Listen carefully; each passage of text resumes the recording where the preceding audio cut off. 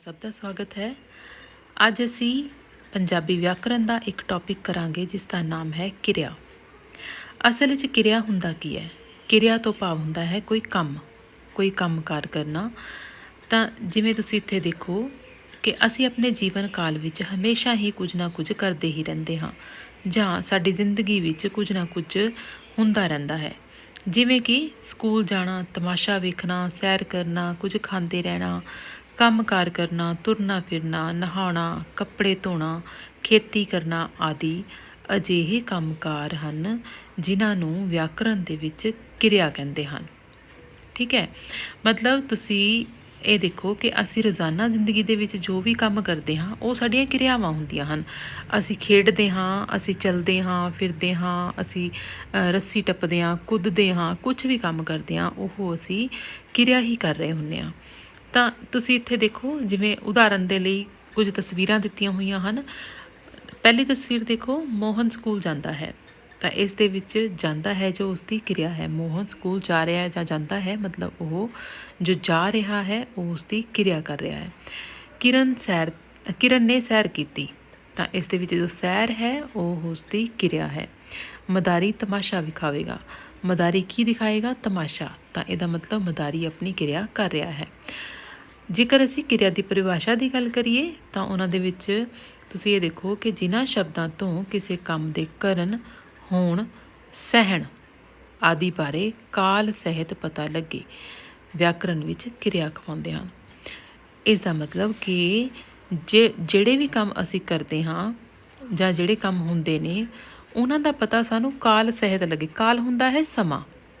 ਤਾਂ ਕਹਿੰਦੇ ਵੀ ਜਦੋਂ ਅਸੀਂ ਕੋਈ ਕੰਮ ਕਰਦੇ ਹਾਂ, ਜੋ ਸਾਨੂੰ ਉਸਦਾ ਸਮਾਂ ਪਤਾ ਹੋਵੇ ਕਿ ਅਸੀਂ ਉਹ ਕੰਮ ਕਦੋਂ ਕਰ ਰਹੇ ਹਾਂ, ਕਿਵੇਂ ਕਰ ਰਹੇ ਹਾਂ, ਤਾਂ ਉਸ ਨੂੰ ਵਿਆਕਰਨ ਦੀ ਭਾਸ਼ਾ ਦੇ ਵਿੱਚ ਕਿਰਿਆ ਕਿਹਾ ਜਾਂਦਾ ਹੈ।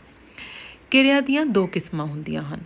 ਜੇ ਆਪਾਂ ਕਿਸਮਾਂ ਦੀ ਗੱਲ ਕਰੀਏ ਤਾਂ ਪੰਜਾਬੀ ਵਿਆਕਰਨ ਵਿੱਚ ਕਿਰਿਆ ਦੀਆਂ ਦੋ ਪ੍ਰਕਾਰ ਦੀ ਕਿਰਿਆ ਹੁੰਦੀ ਹੈ। ਨੰਬਰ 1 ਹੈ ਆਕਰਮਕ ਕਿਰਿਆ ਅਤੇ ਨੰਬਰ 2 ਹੈ ਸਕਰਮਕ ਕਿਰਿਆ।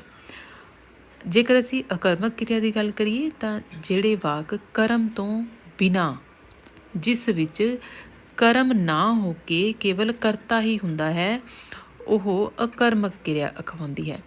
ਮਤਲਬ ਜਿਸ ਦੇ ਵਿੱਚ ਕੰਮ ਤਾਂ ਹੋ ਰਿਹਾ ਪਰ ਉਹ ਸਿਰਫ ਕਰਤਾ ਹੀ ਸ਼ੋ ਹੋ ਰਿਹਾ, ਕੰਮ ਨਹੀਂ ਪਤਾ ਲੱਗ ਰਿਹਾ ਵੀ ਕੌਣ ਕਰ ਰਿਹਾ।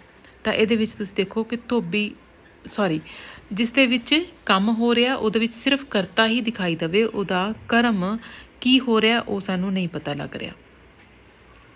ਤੁਸੀਂ ਦੇਖੋ ਧੋਬੀ ਧੋ ਰਿਹਾ ਹੈ, ਉਹ ਹੁਣ ਕੀ ਧੋ ਰਿਹਾ ਹੈ? ਧੋਬੀ ਨੈਚੁਰਲੀ ਹੈ ਵੈਸੇ ਕੱਪੜੇ ਹੀ ਧੋ ਰਿਹਾ ਹੋਏਗਾ, ਪਰ ਇਸ ਦੇ ਵਿੱਚ ਕੱਪੜੇ ਨਹੀਂ ਹਨ, ਤਾਂ ਮਤਲਬ ਉਸਦਾ ਕਰਮ ਜੋ ਹੈ ਉਹ ਨਹੀਂ ਸ਼ੋ ਹੋ ਰਿਹਾ।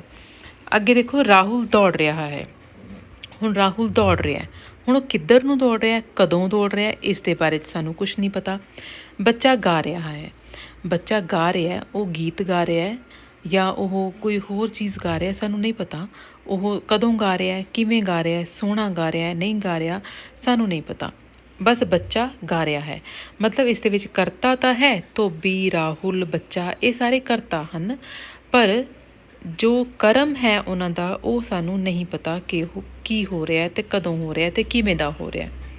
ਤਾਂ ਉਪਰੋਕਤ ਜੋ ਸਾਰੇ ਵਾਕ ਹਨ ਉਹ ਕਰਮ ਤੋਂ ਬਿਨਾਂ ਹੀ ਹਨ।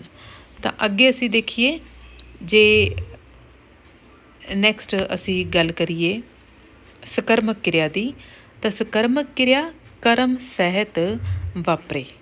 ਮਤਲਬ ਜਿਹੜੀ ਕਿਰਿਆ ਕਰਮ ਸਹਿਤ ਵਾਪਰੇ ਉਸ ਨੂੰ ਸਕਰਮਕ ਕਿਰਿਆ ਕਹਿੰਦੇ ਹਨ।